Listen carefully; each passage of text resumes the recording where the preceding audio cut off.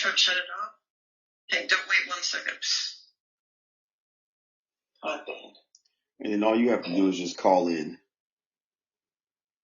Wow.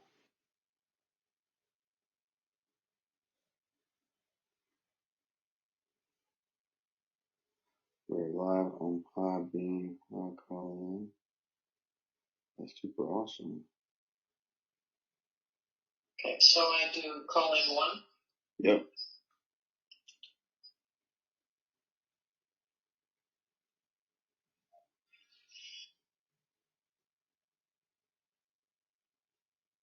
Well, there you go.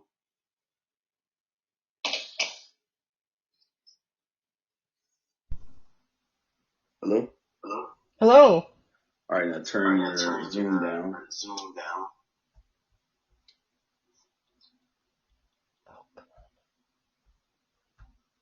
Okay, that's off. Oh, awesome. Good old technology. And now we're going to go live on Facebook.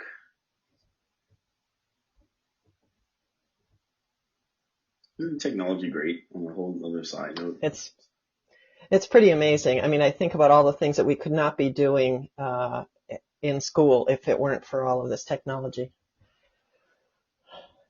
You're looking good, sir. I feel great.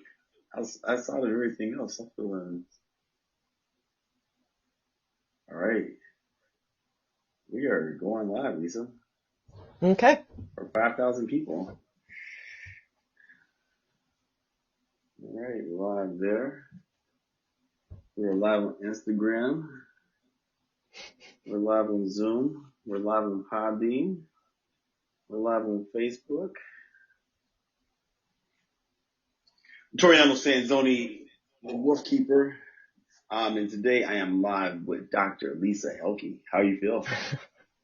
I'm doing well, Toriano. Great to see you. Really great to see you. Great to see you. It's let's just jump right into it because it's kind of bittersweet because I was supposed to be sitting across from you in St. Peter, Minnesota, today. I was gonna leave.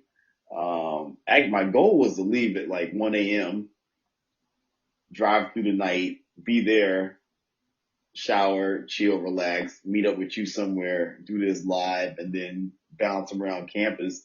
'Cause my son is attending school there, but just keeping it real, I didn't feel safe driving through Wisconsin late during the night, which it's just crazy that's a real thing, like just what we're talking about today. And I don't know if you got a chance to see my description, but let me see if I can read it because I thought it was so clever. I said, oh no, it got erased. But I said something like today's discussion is racism in America and what would Frederick Douglass do? I mean, Exactly. So, I mean, because that's a real thing. I mean, Sunday a black man gets shot 7 times in the back in Kenosha, Wisconsin, of all places. Exactly. Then on Monday, a kid from Antioch, Illinois, drives across straight line with an AR-15, shoots 2 people in the head, 2 white Americans in the head, injures 1, jumps back in his car, goes back to Antioch, Illinois. Next day, a black male in Minneapolis shoots himself in the head in Nicollet Mall. Complete riots break out. They burn Brit's Pub of all. That kind of hurt. Been there many times. I mean, Haskell's was completely ransacked. And then now we got Thursday, Friday, Kenosha and everything else is like completely on fire and everything else. It's, like, what's your thoughts on all that? And as you say, you as an African American man have to make decisions like, is it okay for me to drive across Wisconsin in the middle of the night? What if my car breaks down? What if I run out of gas? What if I just need to stop for gas at a gas station and someone decides that, my hair is wrong or I look at them wrong? I mean, it's completely horrifying and sobering. And I know that it is really nothing new, right? that right now white people are noticing this in ways that many of us haven't before. But what we're experiencing is something that for African Americans and particularly African American men has been part of the fabric of your life since you were brought here, right?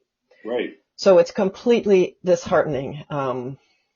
And I guess the only hope that I keep, if hope is the right word, the only thing that I keep thinking about is it does feel to me like some Euro-Americans, some white folks are, for whatever combination of reasons, noticing and saying, yeah, it is our problem to address directly. I mean, that's the most encouragement I can see in all of this. Is it feels to me, and I've heard others, report this, others who were, present in the civil rights movement of the 60s, that they're seeing greater numbers of white folks saying, yeah, we got to get involved. Because let's face it, I mean, the person on Facebook who said, we're not going to resolve this until white people stop thinking it's something to feel sympathy for African Americans about, and white people start saying, no, this is our shit to fix.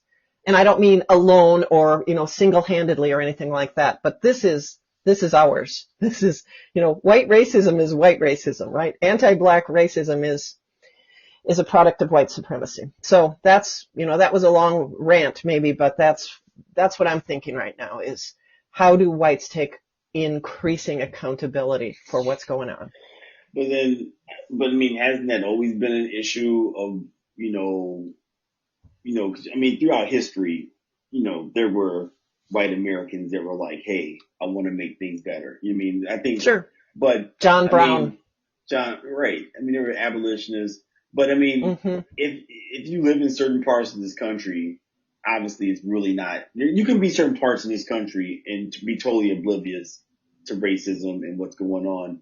I mean, do you see it potentially being something like, for lack of a better example, like in East Africa, Kenya, where, you have, people that have wealth and money and you have people that are poverty. I mean, can the lines separate just that further again?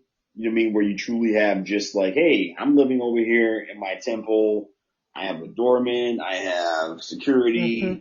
You can't come in this area. It's not safe to drive around wherever, whether it's Edina, whether it's Minnetonka, whether it's, Winnetka, whether it's Bel Air, because obviously we know there's certain areas that if you drive around, you will be stopped. So we, as Black Americans, have made those kind of rules, but can you see that just widening and just, is it really something that can ever be fixed? Is it just, a reality that we just need to accept? Right.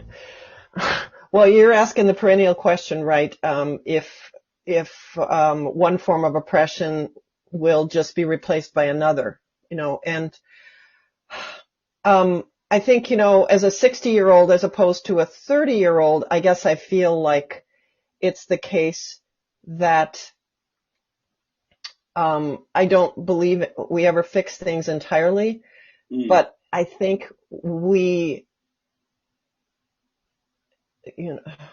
I'm a Jane Addams meliorist, right? Like I'm always think Jane Addams, an icon of Chicago, west side of Chicago, right? Yeah. Who founded the settlement movement. And Jane Addams would say, look, we have to fix things one garbage collector at a time, right? We have to believe that we can make incremental change. And I guess that's what I mean is, I'm at the point in life where I think, man, incremental change can be really freaking amazing, right? It's really way more, it's really powerful, and sometimes incremental change turns into transformative change, right?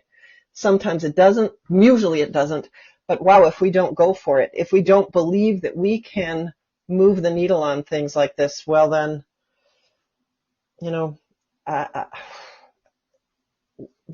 what do we do? I mean, what do we do? I'm compelled by people who say, you have no right not to be hopeful, right? Like I'm really compelled by that way of thinking. The folks who say, it's not okay with me that you roll over and play dead, especially you white person with enormous privilege, right? Like I've got educational privilege. I've got this privilege of having a safe place to live. I've got the privilege of work that is meaningful. I've got the privilege of a great dog. I have all these forms of privilege. Right. And I'm going to say, oh, it's wrecked. There's nothing we can do. I don't think so. I don't think I get to say that. If I have this much safety and security, then I jolly well better be saying, I better be using it in much more active ways. And frankly, I have been, right? As a white person with privilege, I need to be saying, yeah, this is super broken, and I got to use my power and privilege to start putting up plywood for starters. So that was a long rant. I don't think you've ever let me talk that long before, Toriano. I just love hearing. I mean, no, because I mean, I'm stuck. You had me stuck when you mentioned Jane Addams because I mean, here's a person fighting, for people of the West Side of Chicago, and just this is less than 2 years ago where there was a huge fight that went on about the naming of this library, in the area that I live in called Little Italy, where one side of Little Italy, which is predominantly black, wanted this library to be called the James Adams Library. The other side wanted to be called the Little Italy Library. And this went on. I mean, they were fighting. I mean, I'd walk into these meetings and you're all the Italians sitting on one side and people, white Americans on one side, and then the blacks were sitting on the other. And I'm like, all right, I'm going to go. Well, I know these guys, so I'm going to go sit with the Italians. I know a lot of them, and they were sitting there. Wow. I'm like, wow. And they're just like, tell her to shut the fuck up. I'm like, whoa, like that's the PG version. I won't even say the rated R version, what was really said when I'm like, they're just, Yeah. And I'm just like, let's just call it, keep the same name. It's called the Roosevelt Library. They was renaming a library why rename a library that already exists? It's a brand new building, but keep the old name. Name it after a dead president. I don't even know if that's right, but that's what it's been for the last however many years. Anyway, it ended up becoming a Little Italy Library. But I've just been reflecting of all the just different things in just the last year that I've noticed of just racism. I mean, we can go on and on and on with stories, but just my own personal story. I thought about it, with George Floyd. I'm rocking my George Floyd t-shirt, which is done by an artist named Chadwick. Peace out to Chadwick out in Cali who made that. But I had to think for myself. I said, how many times have I been stopped or encountered with the police officers? And I said, since leaving Minnesota, not even including Minnesota, but from 2000 to 2020, I would say at least 75 times. Oh my God. For sure. 100%. And this is me, college educated, which I would say educational privilege, travel privilege, economically privileged, everything but this brown skin, race. This hair. Yep. Right. Which makes everything, right? Which changes everything. But I would just think about at least 75 times for sure. I can give 75. And I have it, because then I was like, I said, dude, you don't even have to count. I have a journal. I got a whole journal. But I'm just wondering, Lisa, like, and just kind of going back to that question I asked you before, because it's kind of like this weird, like, bad relationship. You know what I mean? Like, it's like a bad girlfriend or a bad boyfriend. Like, we know it's bad, but we still love them. It's just we accept this how they're going to be because what's the other alternative? Where do we go? Like, is there someone else is there a better relationship? Because it's like, I'm 46, right? Will there ever be a time where there'll not be, a black man being shot in the back, choked out, suffocated, wrongly accused? Should we just accept that?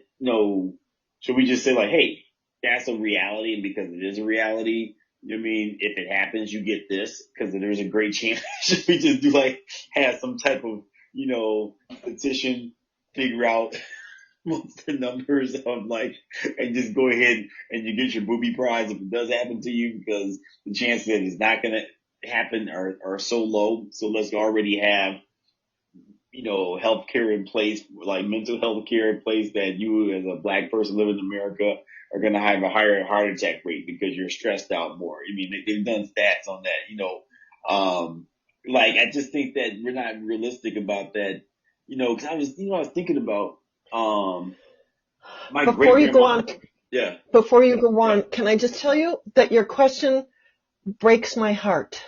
And it breaks my heart because I fear that the answer I should give you is, yeah, Toriano, in your lifetime, it's not going to stop being the case. And I think, how can I, as again, a privileged white person, sit here and say to you, yeah, I don't think it's realistic for you to expect that anti-black racism won't reduce to the point where you don't fear of stop by the cops in your lifetime.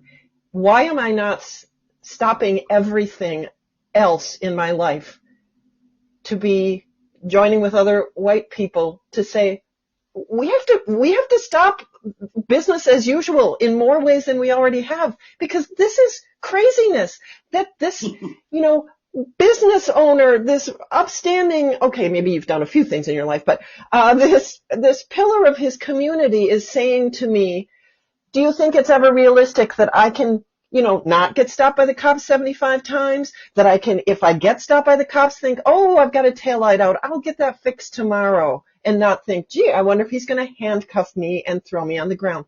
I've been stopped by the cops in my life 3 times, I think, Tori. Every single one of them for speeding, every single one of them for genuinely speeding, and in at least one case, I lipped off to the officer like, oh, I don't think I was going that fast. And he's like, well, I've got you on radar, lady.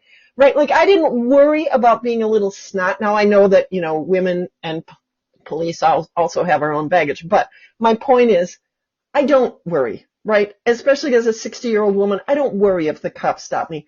And You don't so think what I'm you're gonna saying is, get killed, what the hell? I right? don't think I'm going to get killed. No, and I don't Right. think, frankly, now that I'm a target for the kind of sexual assault that I know is a real thing for women in, in interactions with, with figures of authority. So I guess just to bring that to a full stop, it breaks my heart that that's your question and that my answer is this kind of matter of fact, yeah, we're not going to accomplish it. And then I think, well, God damn it. What are the pieces that we are not yet doing? What are the pieces that we white folks are not yet doing? What do I need to do this fall? I'm teaching just one class because I'm doing this stuff for the Nobel Conference, which I know you know about. And we're focusing a lot in the Nobel Conference on the ways in which systemic racism means that people of color are at a greater risk of dying for cancer. In my environmental philosophy class, we're looking at environmental racism. We're looking at why is it that we let's look at colonialism and the way in which colonialism meant the start of climate change. And what did colonialism do? It eliminated indigenous people from this continent in large measure. So, I'm just pointing to those things because I'm saying I'm looking at these little incremental things that I can do in my own life. But your question brings me to my knees and makes me say, what the hell? How can, a man I love, I remember you from when you were 19 years old, 18, 19 years old, and you're asking me this question, and, how many years have passed? Almost 30. And you're asking me that question. You shouldn't be asking me that question. You shouldn't have to ask me that question, Toriano. Right. I'm sorry. That's a really inadequate answer to your question. And I'm sorry isn't like, I'm sorry for racism. It's like,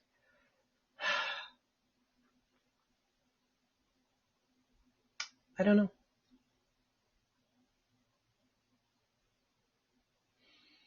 Yeah, no, I mean it breaks my heart because just when you say that we've been knowing each other for 30 years, because here we are proof that it's not,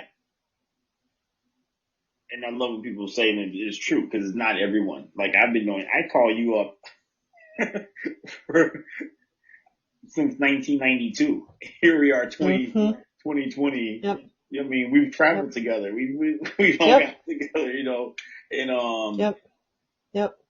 And I love talking to you and what I wanted to share with the world today because, I mean, being this great philosopher, being my, philosopher mentor, just, I was just thinking about like, we were in class right now, like, what would they say 20 years from now?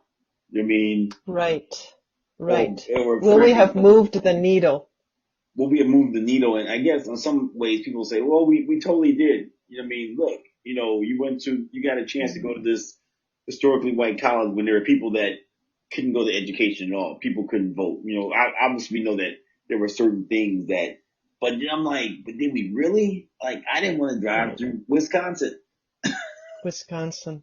Exactly. Like, I don't want Exactly. to, I didn't feel Exactly. compelled to jump in my car to drive through Wisconsin, to drive through Minnesota. Because last time I was in Minnesota, July 3rd, from being there for 10 years, I mean, I don't know, and I'm not going to, say, oh, it's just me in my mind. It felt Mm-mm. so heavy and Uh-uh. dark there. It felt so Mm-hmm. heavy and dark, just boom. So what happened last week with a guy walking down Nicollet Mall, which is probably one of the most beautiful, promenades in the Right. country. Just Right. beautiful, beautiful shops, Right. high-end shops, stores that are very Right. unique to the country. Like the Aveda was Right. founded in Minnesota. You Mm. have one of the last Mm-hmm. standing Neiman Marcus's. You have, some of the Brits pub, this historic pub, everyone. But a black man goes in the middle of the Mm-hmm. street and shoots himself in the Mm-hmm. head. And then that Mm-hmm. re-erupts all these violence, Mm-hmm. which is, we know Mm-hmm. that the mental illness Mm-hmm. that's happening right now, the PTSD Right. that's happening right Right. now, Right. we're, Why do we have a phrase suicide by cop? Right. Why is that a choice that African American men find themselves making? Right. That's another piece of systemic racism, right? And I think like white people want to let ourselves off the hook there, right? Like I know that his death got sort of overshadowed by the property destruction that followed, blah blah blah. And what I want to say is, why is it that African American men feel like a better choice is to kill themselves than than any of the other options that are open to them at that point? I mean, that in and of itself is a tragic feature of systemic racism. right. But I can they, interrupted you, sorry. but I'm saying, but is that, I mean, I know I keep asking the same question, but I guess I know the answer. I just don't think, I don't say this in a pessimistic way, in a non-hopeful way. I think that it's a real relationship that we have to accept. You know what I mean? And then, I Say that thought about it. again. It's a real relationship we have to accept. It's not going anywhere. It's kind of like I was just thinking about like AIDS in the 80s when it was, as long as you're not from San Francisco and you're not a white male, you're good for sure. Then it was like, as long as you're not from San Francisco, white male, and you're gay, you're good. As long as you're not from San Francisco, white male, and IV drug user.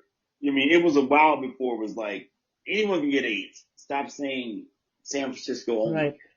Right, right, We now right. know anyone can get AIDS. We now know, yes, you should use a condom because AIDS is a real thing. So we learned to live with this virus. So I'm like, how do you feel about the concept of like, there's this conceptual virus called, racism. I mean, Uh-huh. it's a real virus. I mean, and we've Uh-huh. all been infected with it. And versus trying to, fight against it, let's just embrace the fact that, yes, at one point in time, this person owned this person. And then like my great grandmother, Queen Clarice Reed, who was born May 28th, 1919. I mean, she was first generation free. Like, just think Free. about that. Yep. A Yep. person that Yep. was first generation free raised me. Yep. So she Yep. had stories. So she lived through the end of slavery. Because that's the thing. Yep. I think people forget that it wasn't like, oh yeah, you're all free. Go kick it. Do your thing. Like, Right. whatever the after effects in 1919 was Right. that she grew up in. Right. Then Right. Jim Crow after that. Jim Crow. Sharecropping, separate but equal, just good old fashioned Yep. racism. I mean, that just Yep. brings you all the way up into like right now. Like, Right now. were we ever really Right. free? You know what I No. mean? No. Yes, exactly. And no was the answer. Like, No was the answer. what is free when you think about it? And Yeah. I think that's the thing that we don't want to, Mm-hmm. admit to, but can we, can we just like that? I think and just like you as an educator, and I know you had the slavery classes, which I love, but could we go deep? Is that too much for someone to stomach? If you really broke down the slavery and you saw more classes on the Mm-hmm. brutality and Mm-hmm. the Mm-hmm. It's a history good question. of slavery? Is that? I mean, It's a good question. I'm asking from like an educator Yeah. stand. No, Is there a it's filter a good question. where it's too much, Yeah. or Yeah. can you actually construct some classes that are really talking about the Mm-hmm. brutality of slavery and how slavery Mm-hmm. really worked? Mm-hmm. That's a great question, and I remember you were probably taking my American philosophy history class when we were reading when we did a whole really long unit on slavery and responses to it, and it included, a white guy who was a president of a university who was advocating slavery because, really people of African descent weren't capable of freedom and so on, and then other white and black abolitionists who were writing in a lot of detail about that brutality. And I can remember sort of saying to you students, like, look, you got to be, now we'd call it a trigger warning, right? Like, you got to be prepared because you're going to be reading descriptions of what happens to people's bodies. And I think people are all over the map about this. I think I, as an educator, think I want to keep people listening. So how do I do that? And our pal John Dewey would say, start where people are. So maybe as I think about, a classroom with lots of students like I was, right? I grew up in northern Wisconsin, pretty sheltered. I thought I was really anti-racist, but I, frankly had never met a black person until I came to college. But I was sure I wasn't a racist, like maybe I needed some kind of gentle on-ramp that I didn't need to be yelled at or something. Maybe I did need to be yelled at. I think it's a really hard question. Like what's the most, so for me, it's partly about like what should people need to be able to deal with, but then there's the question of what can I make sure they're going to continue to listen about, right?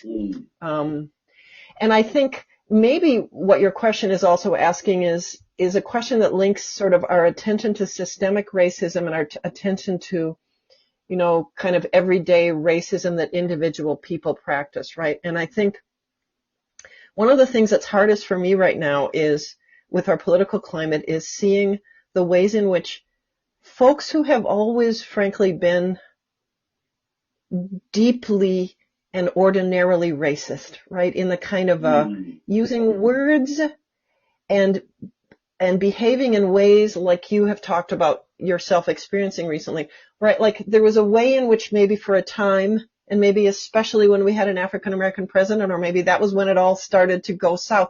But there was a time in which people were a little bit more reluctant to say these things out loud. That time feels to me like it's over. It feels to me, and it seems like the statistics support it, that like people are willing to say more and more outrageous things. So, as educators, what do we do in the classroom, right? Like, do we, make space for that so that then we have the, truly honest conversations?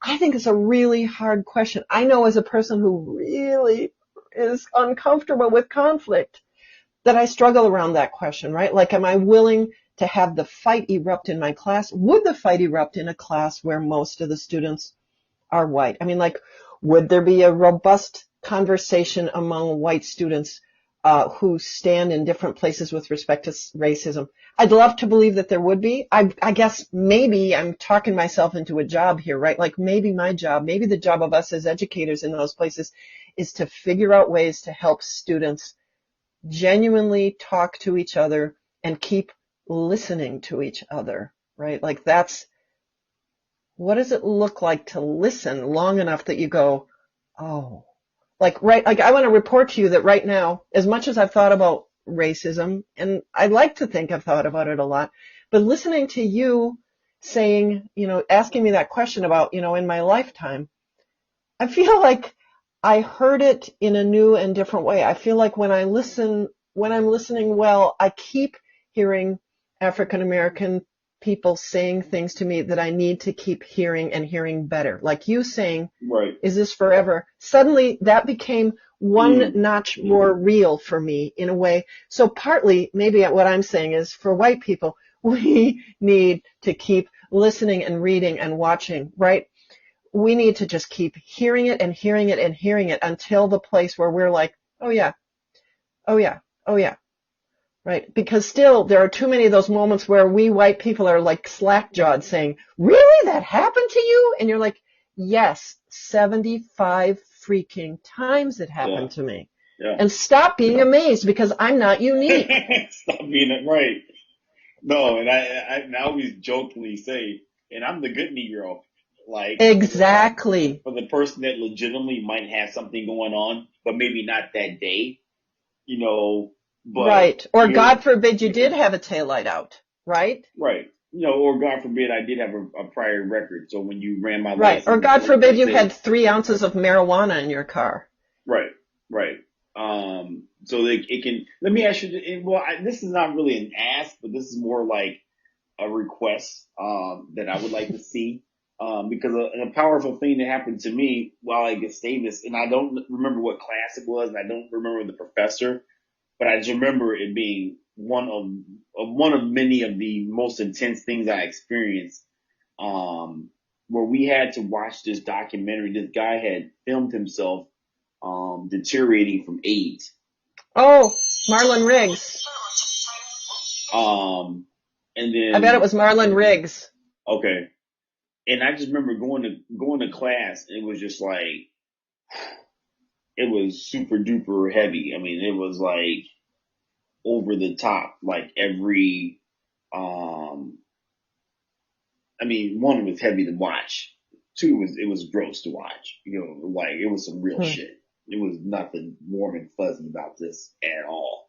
And then we talk about it. I'm just like, ooh, like what do you say? We just literally watched this man go from here to here and then die. Do you, is that, Hmm. can we enforce that everyone watch the George Floyd video on the college campus? Hmm.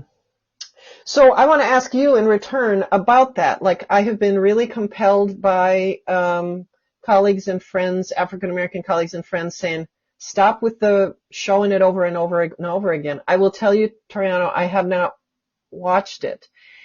I, I, do you think that's okay? I mean, that I've made that choice not to watch it. Do you think that's a good choice or a bad choice on Um, my part? I think that, it's, Be honest. I say no, I think you have to watch it. I mean, the same way, and I'm going to say Gustavus again. One of the second things that Gustavus, my education, because I'm educationally privileged. That's because, my a whole team of people. Shout out to my mom and my aunts and my grandmother, everyone that broke their back to put me through that school. You who helped me stay in that school. But when I was in East Africa, Kenya, was the first time I saw someone decapitated, and that was no fucking joke. When I remember being at a stoplight and I'm in a taxi, I'm like, look to my right and there's this guy being decapitated. I'm like, what the fuck? I'm screaming at the top of my lungs. And I remember the driver just kind of goes like, Moisey. I'm like, Moisey, what is Moisey? I later found out Moisey is thief. Like, but when you actually see it up close, you're not the same. But you don't steal stuff over there. You don't touch stuff that's not yours. Cause I was wondering like, how do they have everything out in the street and no one takes anything? I found out why. Cause they watch everything. It's like, you could like, they don't see you. You know what I mean? So that had an impact. I mean, certain things, I feel like that's why I'm a great human, thanks to education. Just certain things I don't do because I've seen certain things happen in my travels around the world, whether in Berlin, rather in Kenya, whether it's in Spain, whether it's in California. I've traveled enough where I've seen like, Hmm. as a good traveler and as a good citizen of the world, I don't do it because it's Hmm. not going to look right. But it's a Hmm. harsh reality. It's kind of like when George Floyd happened. If I was in charge of the country or any city, state, if I was a Hmm. president, governor, or mayor, it would have been martial law back in March for sure across the country on May 25th. Hmm. Like lock everything down. That Hmm. seems a little extreme. You'll thank me later. I mean, just because Hmm. Hmm. I see how social unrest can go wrong in other countries really fast. And I'm not saying like I'm this travel guru, but I mean, on one level, Mhm. I feel like we're Americans and we're being babies because other countries deal with this type of stuff every Mm. day. I mean, what a Mhm. protest? What you can't go to the airport because they're protesting? What you know, Mhm. a police state? That's been that way for like the Mhm. last 50 years. What Mhm. militarized zones? Wealthy and poor. I think so. I think like yeah, because then when you see it, because like Mhm. we unfortunately we see it every day. I mean, I can go grab 10 kids from the west side of Chicago, and they'll tell you like, oh yeah, I remember when Pooh Bear was shot by a cop last week, and I don't remember this guy was shot by. I mean, Mhm.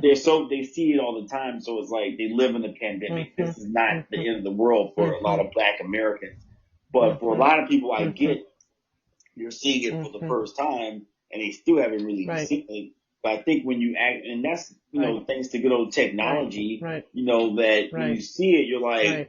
Right. there's no way, Right. what I mean, me as someone that's in power, Right.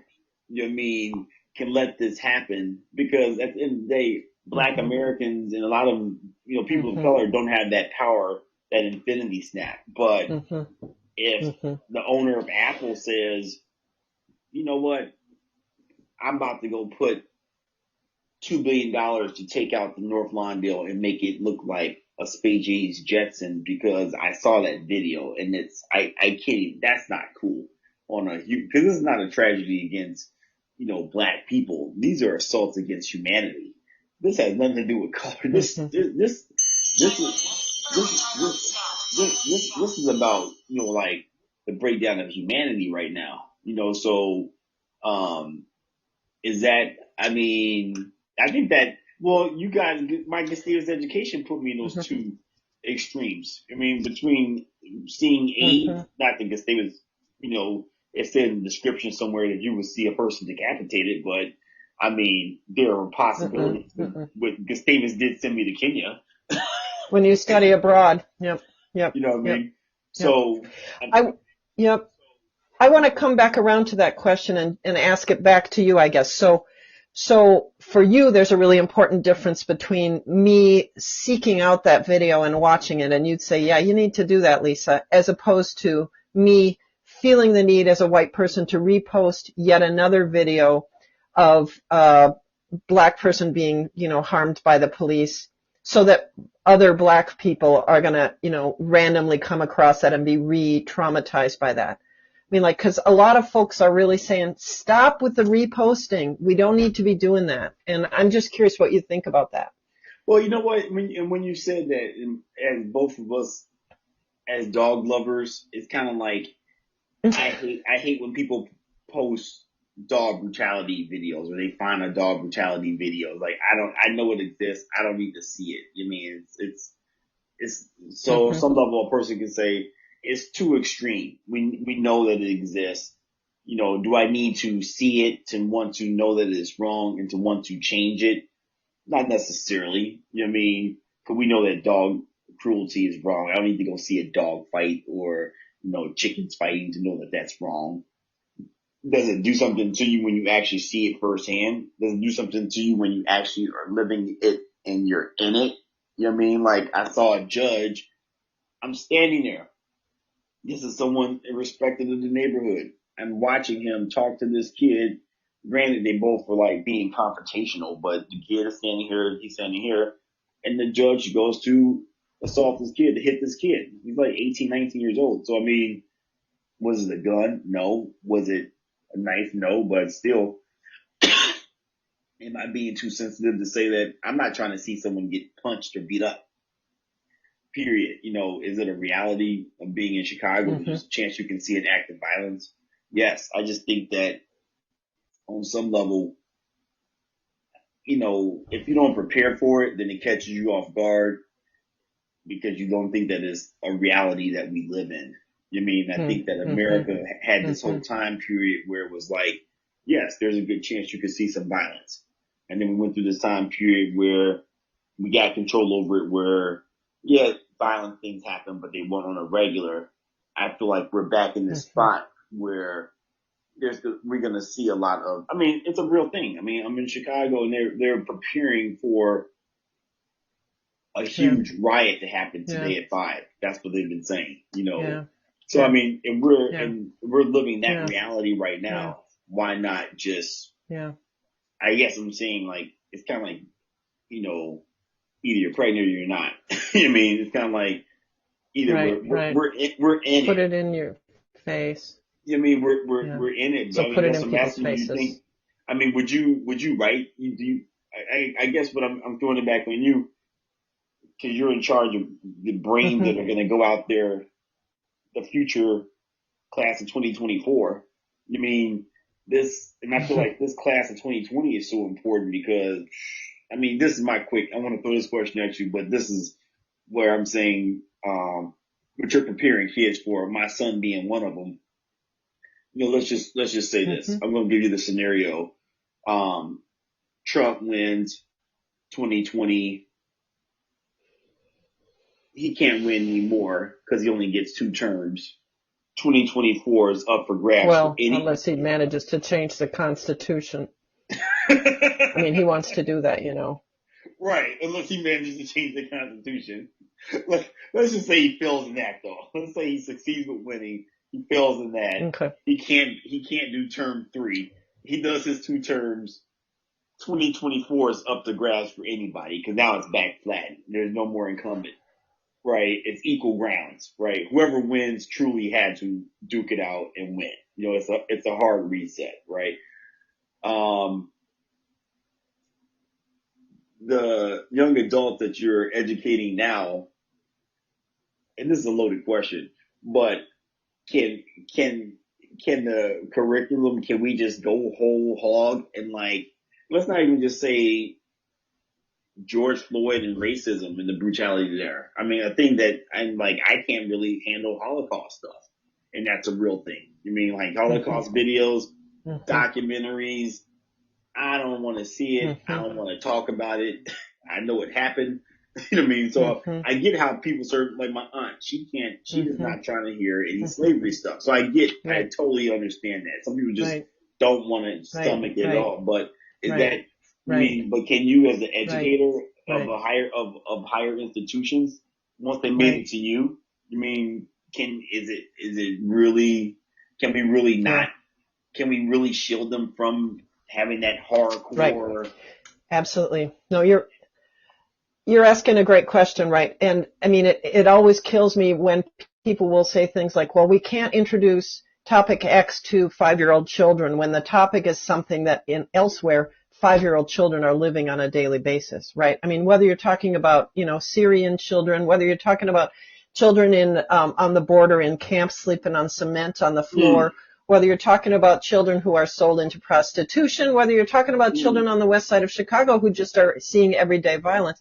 The fact is that from a very young age, human beings are exposed to atrocities. And so again, it comes back to a kind of privilege. I know I struggle a lot around this. Like there are periods of time when maybe I've had something sad happen in my own life and I'm like, that's it. I can't read any sad books right now. And you think, seriously, what an incredible luxury that I don't even want to expose myself to sadness in my books, right? So I think, I really do think I love it. I really do think we have an obligation to say, you know what? Right. Yeah, we don't get to do that, right? Like we need to be in there. Now that doesn't mean that every single day we have to simply wallow in it because, right? I mean, depression is a real thing Yeah. and, ineffectiveness or like, depleting yourself to the point where you can't do anything. Who was it that said, if I can't dance, I don't want to be part of your revolution, right? Like there needs to be genuine joy and so on, but why do we can't, yeah, right. I need to watch the George Floyd video and my students and I need to confront the brutality of, the extermination of indigenous people Right. and the reality of the ways in which slavery is still shaping us. Well, Um, can I want, oh, go ahead. Sorry. You're just running the gotta, show. Go ahead. No, you're running the show. I gotta interrupt you there. So, because are you at a disadvantage if because you're about to have all these 20-year-olds, I mean, these 19, 20-year-olds, you're about to have like 600 of them all there from all around the world on Monday, right? So, I mean, don't you don't you kind of feel like if you're at a disadvantage of one that's been like protesting all summer, they've been they're coming from these Mhm. different points. Mhm. I'm just wondering, like, you know, Mhm. can you really not be in it and be educated on like what they've been exposed to Mhm. now?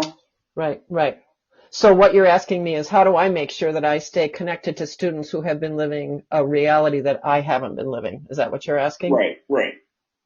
Yeah, yeah, yeah. So, I mean, you know me as an educator enough to know that my job always, I think, is to make sure that whoever is in my room is also an educator, right? Like, so all of those Mm, students who have life experiences and mm, bodies of knowledge and, you know, beliefs that are unfamiliar to me or that that I haven't had a chance to live, right? Like if those aren't in the room, if we don't get to learn from those, well then I have really screwed up as an educator, right? Because you're mm, absolutely right. I mean, I'm so aware of that oftentimes when I'm teaching like a racism and sexism class. And a lot of times at Gustavus, that might mean that I have, 20 students who are Euro-American and 5 students of color. And a lot of times those 5 students of color are like, oh, like as I'm trying to explain structural racism. Maybe it would be less true now. I don't think so, right? And white students are really kind of like, how does that work? Like, how is the prison system racist? Like they're really on the fundamental level trying to get their minds around it. Whereas the students of, yeah, we kind of have been learning this since we were 5 or 3 or whatever it is. So how do I, as an educator, constantly make it possible for everybody in that room to be a teacher and a learner in ways so that they variously feel like, yeah, people have something to learn from me and really need to learn from them. This semester I'm teaching an environmental philosophy class and we're using the language of the class as an ecosystem. And I kind of like that idea, right? Because, there are the detritivores that eat, that take care of the dead birds and like they eat them up. And those are the microbes, that make sure that we don't have just stacks and stacks of dead stuff everywhere. And then there are the carnivores, the ones who like run really fast and leap. And then there are the ones that can photosynthesize, right? And so if you think about a classroom as being that, then wow, we sure need those students who have been in Minneapolis all semester, whether they're doing direct service to neighborhoods that mm, didn't have a grocery store anymore, or whether they be on out protesting at midnight and 1 a.m., getting tear gassed or whatever. mm, Boy, yeah, I better be finding out how those people are and I better be doing it fast so that they can be saying, mm, okay, let me test out these theories that we're spouting. Cause I've got a laboratory and it's called the street I was living on this summer. And I want to think about the degree to which that theory helps me at all. And to the degree that it doesn't, then we need to make a new theory. I don't know. wow. Long-winded answer. Let me let's switch over because the other part of what I wanted to ask you before I gotta let you go is just education in 2020 and beyond. I mean, because I mean, COVID's a real thing. All the stats are showing. I mean, University of North Carolina, mega school, land of Michael Jordan, shut down. Said we're Yeah, all yeah, virtual. yeah, I mean, tons of schools are yeah, like. So you mean you have these schools that are like, this is kind of a. yeah, I know you're not into yeah. politics, but I'm throwing you on the spot here. Mm. So Huh. you got like tons of schools that are like we're not even messing with it, virtual only. And then you have, Hey, um, could I interrupt to say, before we yeah, go there, would it be yeah. okay to talk a little bit more about the white kid with the AR-15? Would you mind if we did that? Oh Would yeah, you rather absolutely. not? No, no, absolutely. Yeah, For sure. because I've been thinking about that kid a lot. And I've been thinking about him in part because this summer I was spending a lot of time with a young man who's the son of very dear friends. I've known this kid since he was born, literally. And kid who came up in this progressive family with a lot of opportunities and educational privilege. And this kid is now a young man, just finishing up his education, has a great job ahead of him, and so on. And he wants an AR-15, and he's pretty Wow. sure that he needs to have one to protect others. And he has become, Wow. his politics are very much on the libertarian end of things. And so, as an educator and as a person who likes to believe that I'm, connecting sometimes with some young people, I spent the summer having conversations with him and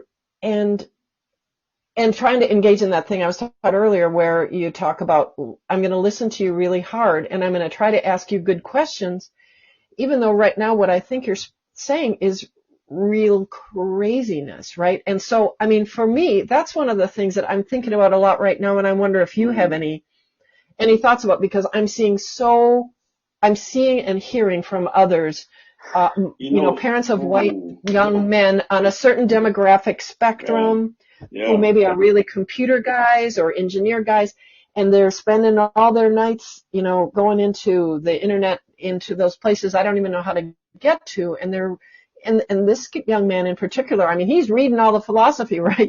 He's got this economist that he thinks is the most important thinker and so on, and I'm really wondering, how do we as educators, how do we as a community stay connected with these young men as they go farther and farther in a direction? This young man says, in order to be an adult, I need to own a gun. Wow. You know what you made me think about too, which actually I'm glad you paused me, because that ties into my question of education 2020 and beyond, because a 17-year-old with an AR-15 with a military assault weapon. Number one, that's just problematic. Then number two,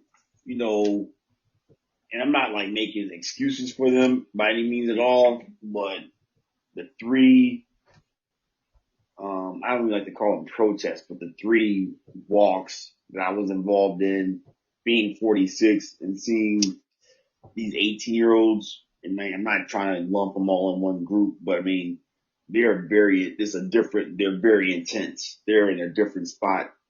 And I think that America the world wants to agree with that. They have a lot of energy. They're very committed to just atrocities against whatever, whether it's, sexual orientation, race, religion. They're just like if you do something wrong to someone, we're going nuts. And then you have this kid that's on the opposite side, of his beliefs. Like, I'm going to jump in my car and protect the other towns, because of the thing that was, videos that were flying around, the incident that happened to Mr. Blake on Sunday, that there were videos of white males, with their guns in Kenosha saying, well, the police said, we're going to push them all in your area. And you guys, now was it true or not? But there are white American men that were on video on Facebook saying this, and here's this kid feeling like, hey, I'm going to go join them, protect the land. And that happened here in Chicago after George Floyd, where whole areas of Chicago said, hey, if you come over here, we're going to shoot you. So that's anarchy. I don't care if you want to, whatever you want to call it, when the citizens have taken up arms and are defying, and that's, I think, the thing that we have to be really realistic about, that the kids, like right now, and they're not kids, but anyone under 23 years old, that the possibility for them to say, hey, you know what, here I am, I'm going to take arms, and which makes me also too concerned, which I'm glad you asked that question, because like with college campuses right now, because we know in normal settings, college campuses are intense. In normal settings, kids are mean to each other. Right. They say mean things on all the, just when I was an RA, every year, it makes me so sad, but I was having, not every year, but less than that. I was either dealing with attempt suicide, drug overdose, alcohol poisoning, or attempted rape. And this is quote unquote the good school. This is quote unquote the expensive school, and I love my school, but I saw some real, kids in a normal world but are we really? How are we really addressed and prepared for? I'm throwing it back on you. Like, Right. I mean, I would. Right. I mean, I'm a parent, so I mean, I'm feuding with my own son, right? I got my own stuff going on right now. I mean, so Right. for you to Right. be part Right. of a team that's in charge of like Right. a lot of them, Right. like Right. how do you even get your head ready for that right now? Right.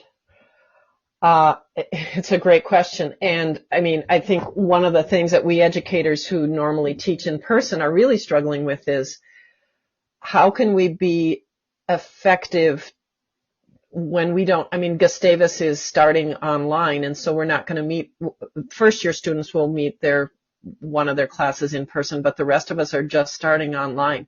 Will that be an opportunity to get more connected with students? Like last spring, it was interesting to me that sometimes I made better connections with students because they found more comfort in that computer screen, right? Like I couldn't invade their space literally because there was a computer between me and them. And so they sort of felt like they could open up to me.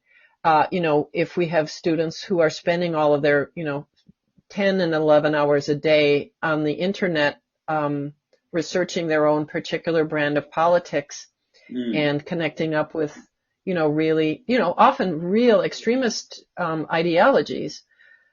Maybe the computer, maybe this little online experiment will teach us that there are ways we can be more effective in connecting with them. I mean, I was talking to another former Gustavus student and said, I'd love to, it was somebody with whom I managed to make a connection. And I said, I would love to believe that every student at every school, at every college, every high school, whatever, had some kind of a connection with a teacher in which that teacher saw them for the person that maybe they don't even know that they can be yet. Maybe they don't even know they want to be yet. But that relationship would be such that they would be able to keep listening to them and keep talking to them at the very moments when that student is most likely to be going off the rails or most likely to be going into a dark place where, I mean, I genuinely,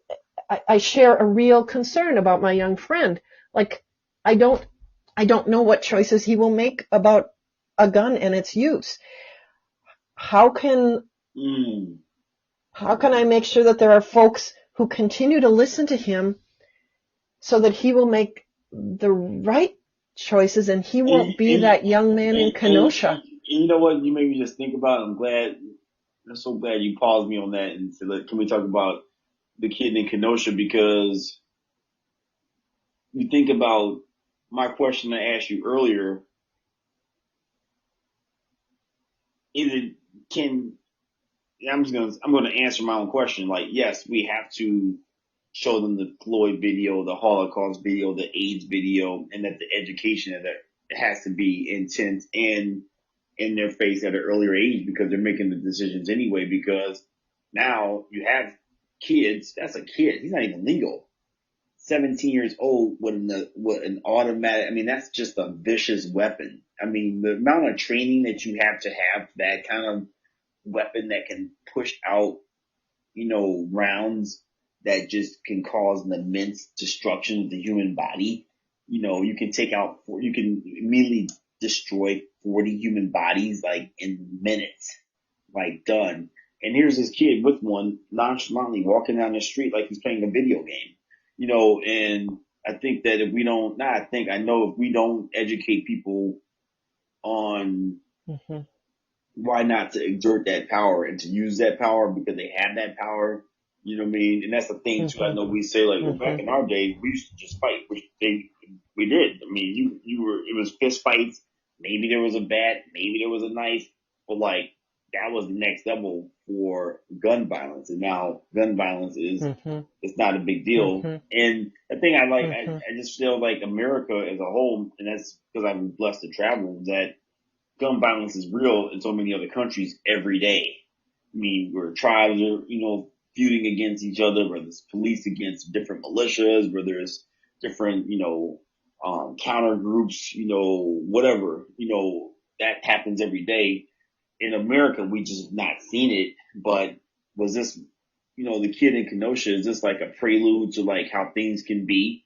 Because I said this before that happened. I said it's not that bad yet because no one has showed up to a protest with any guns, right? And then that happened. So that's the thing that everyone's afraid of tonight. And like that even sucks that that's even a real thing. Like tonight's tonight, where there might be gunfires and there might be a complete civil war tonight. I mean, like the fact that that's even a real thing. You mean of like definitely don't be out downtown Chicago tonight. Definitely board your windows tonight if you're downtown Chicago.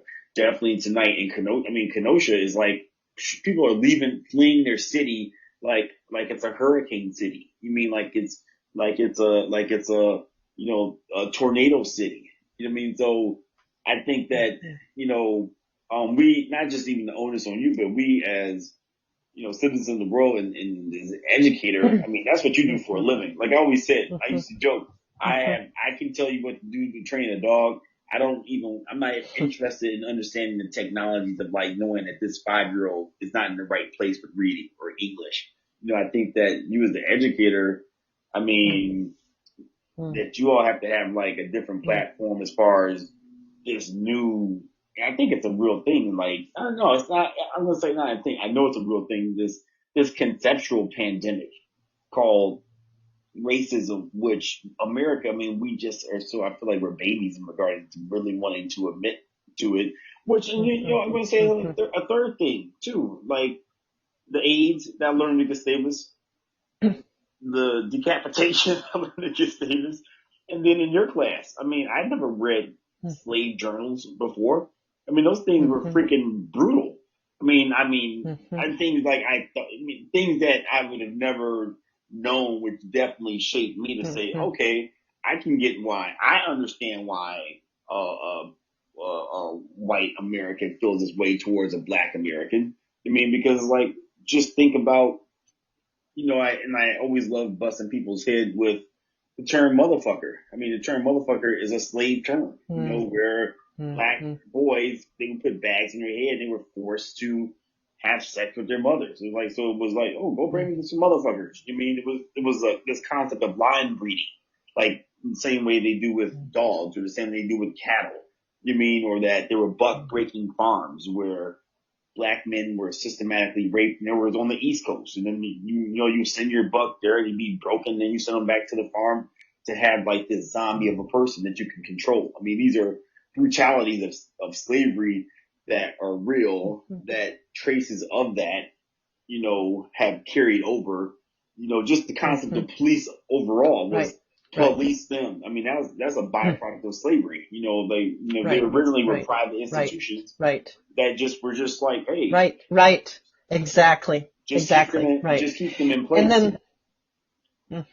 And then throw in this concept of epigenetics, which people are thinking about in the biology sphere now, where it turns out that what happens to us, we genetically pass on to our, children and grandchildren. So like one of the famous examples is in Norway, if your great-great-grandparents went through a famine, you're going to hang on to calories in ways that mean that you're going to probably gain weight because your great-grandparents had to change their lives. Well, think about the epigenetics. I mean, I don't know anything about this biologically, and I'm probably talking out my hat, but this notion of the brutality you experience gets passed on. Well, absolutely. The brutality of generations of slavery gets passed on literally biologically, I have to believe, to African Americans.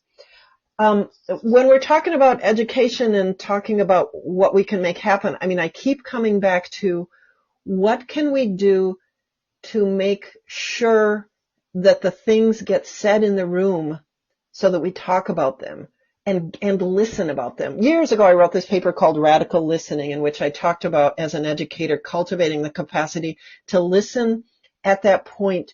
And it comes back to watching hard things, right? Listen at the point when I want nothing more than to turn away or to stop listening or to say shut up or to change the channel. I don't think you can do that for long, long, long periods of time, but I think an educator, I've got to create the conditions in which what I'm listening to on a regular basis is hard for me to hear, because I need to hear those things from students so that I can put the question back to them to say, okay, let's talk about why you think owning an AR-15 is one of the most important ways to mark your adulthood, for instance. And I don't know, right, Toriano, that I'm in the land of polite Midwestern, mostly white people who would rather die than tell you that you have spinach on your front tooth, right, as you're about to go on national television. And so how do we get people to say stuff really in the room? I love a key phrase you just said, and that could be a class by itself, listening to hard things. I mean, there's just certain things. I mean, I'll give you a perfect example.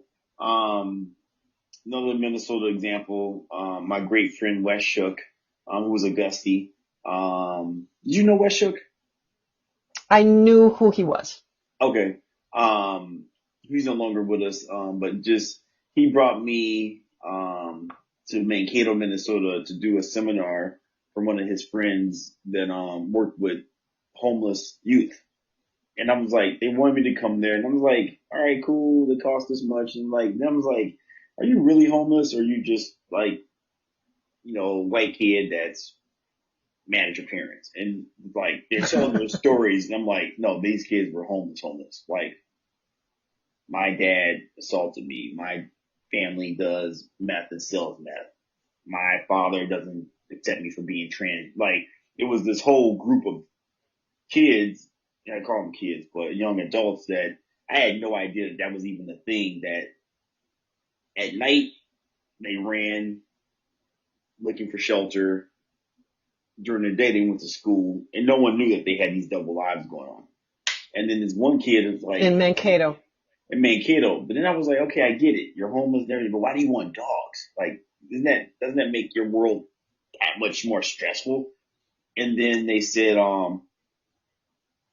well, we tie them to our legs at night, and then if they start barking or moving, we start running because they protect us from the body snatchers. I was like, what's a body snatcher? I like clutching my pearls. I was like, what's a body snatcher? And they're like, the ones that look for kids at night. And I was like, oh shit.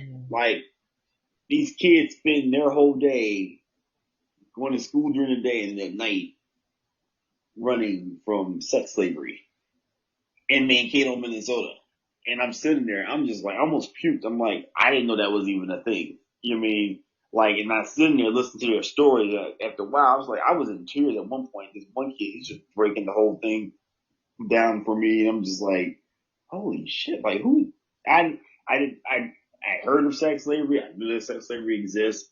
I know these things are bad, but I never talked to someone that actually, that's their reality. That's the thing they're doing. So when you just said listening to hard things, I mean, can we have, I mean, I'm asking questions I don't know. Right. Are there, like how, like there's certain classes like sound physics. I thought it was about music, and it wasn't.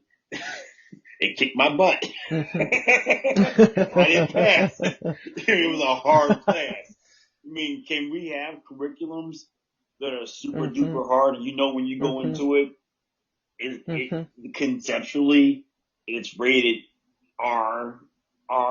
You mean, and you're gonna hear some kid, talk about, yes, sex slavery is a real thing. Yes, racism is a real thing.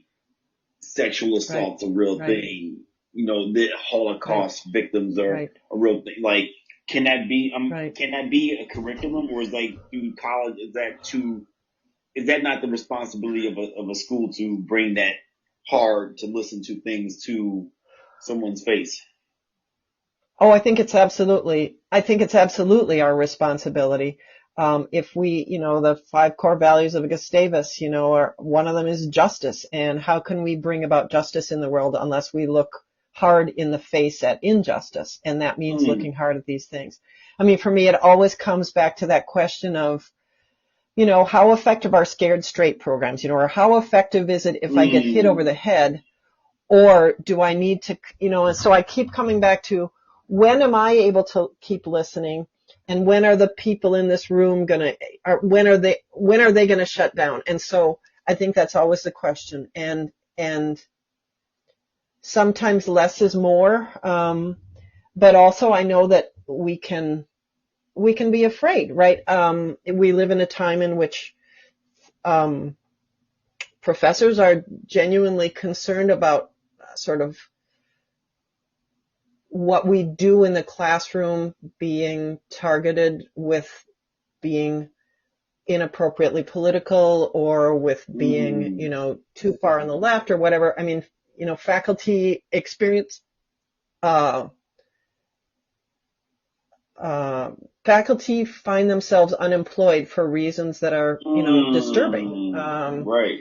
There was a case a couple of years ago. It's a complicated case, admittedly, but a case of an African American professor at Wheaton College in Illinois. Wheaton College is a religiously conservative institution, and Yep. she did a few things. One of which was she chose, in solidarity with people in Syria, to wear the hijab. And she also made a comment in her class that we all worship the same God.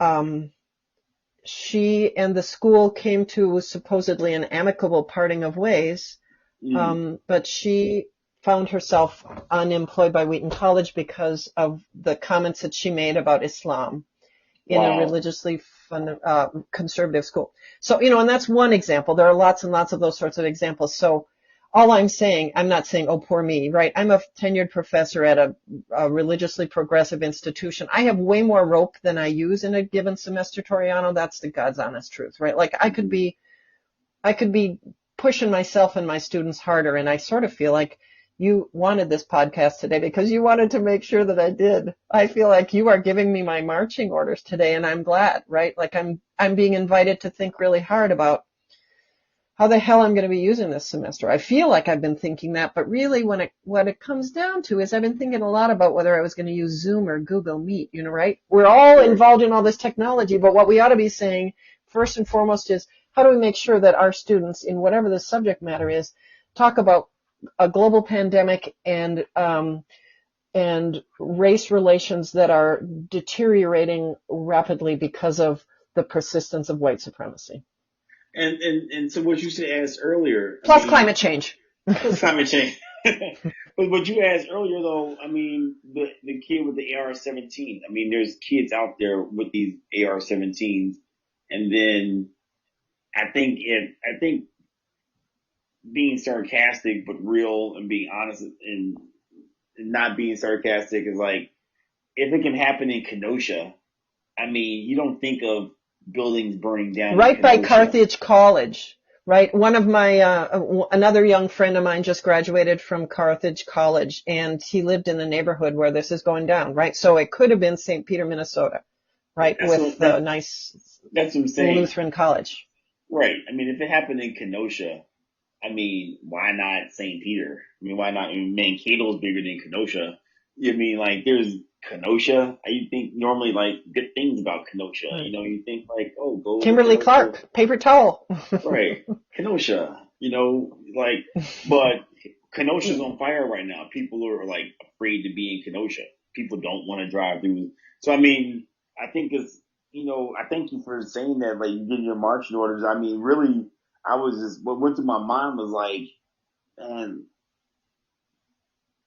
I think we need more people of that education, of that higher education platform to add some logic and to balance out what people are saying. You know what I mean? On all levels. Mm-hmm. You know what I mean? Whether it's Mm-hmm. do I wear a mask and I don't wear a mask? Like, is it science Mm-hmm. or it's Mm-hmm. as I've heard people say, Mm-hmm. pandemic. You know what I mean? Mm-hmm. Is it race? You know, like someone, when, people are getting flack because people out there are already supporting the kid, like the kid from Kenosha was like, well, was it really bad? Like for some people they legitimately feel that way. Some people are like, dude, that's freaking crazy. Like, why does he even have a weapon at all? Why isn't he out playing basketball? Or why is he like in school? Like, why is that even like, who are you as a parent to know that your son even has this, that his life is like wrecked? And I feel that, no, I mean, I thank you today for one, taking time.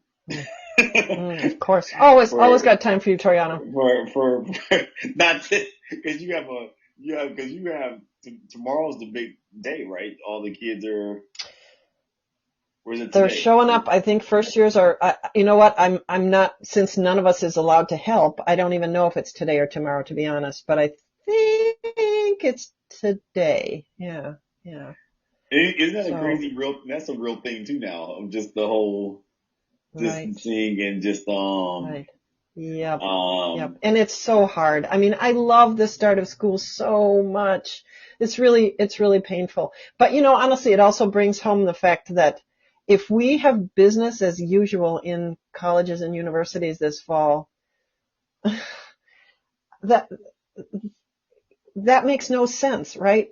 This is not usual in any sense of the word. right. It can't be usual. So, I mean, I really hope that I hope we all work hard to be listening to who's in our room with us and helping them in whatever ways we can, you know, to deepen and strengthen and challenge the ideas they come into the room with, you know, and give them the kind of opportunities they need to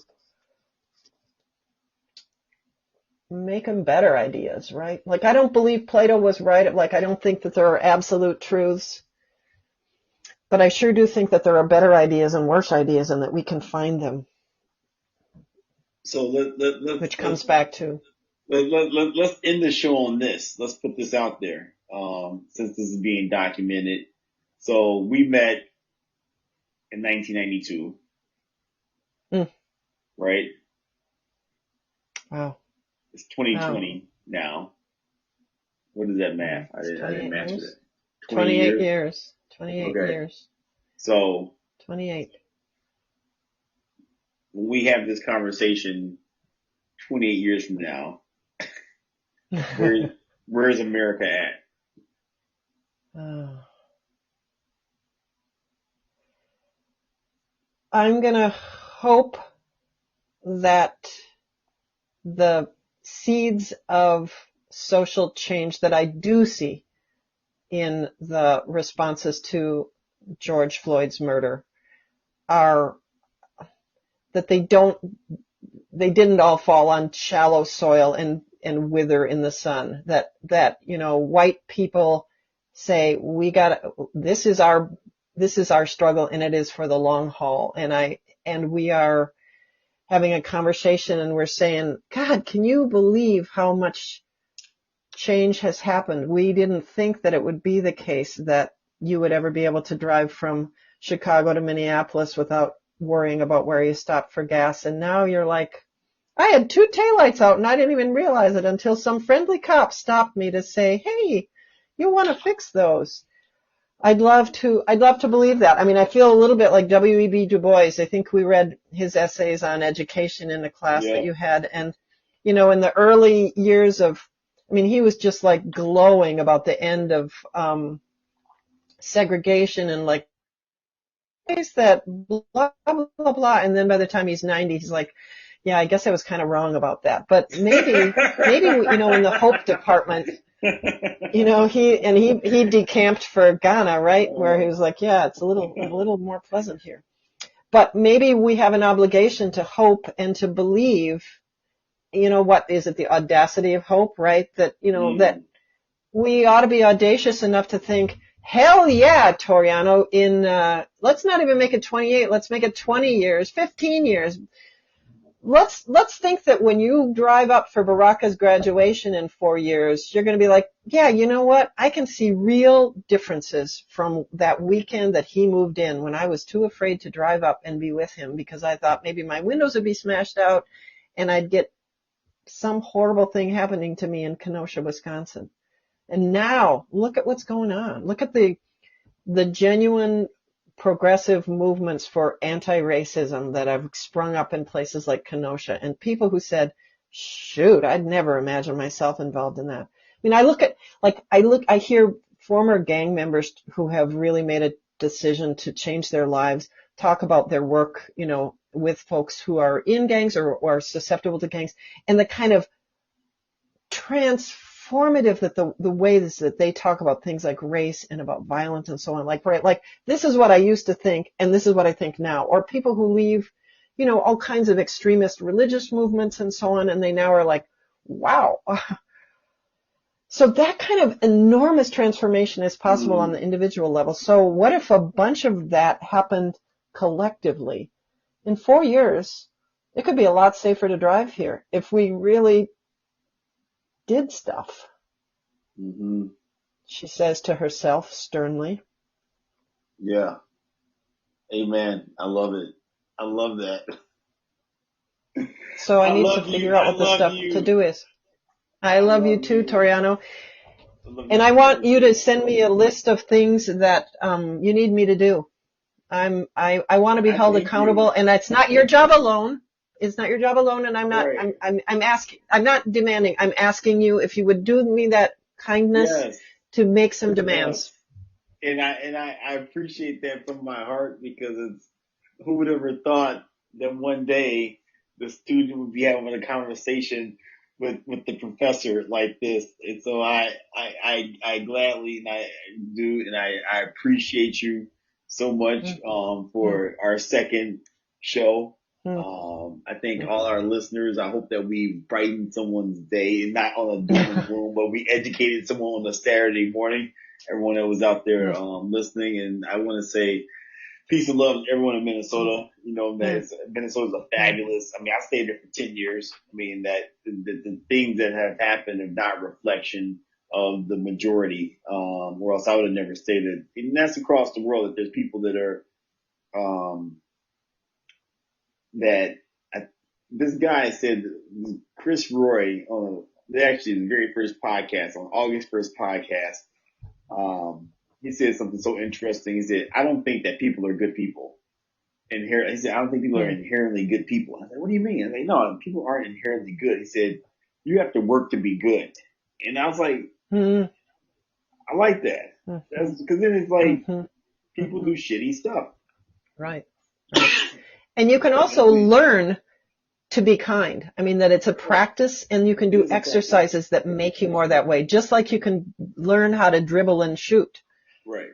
We have to work for that. So on that note, let's work to be kind today. Let's touch base. All right. Go Gusties. All right.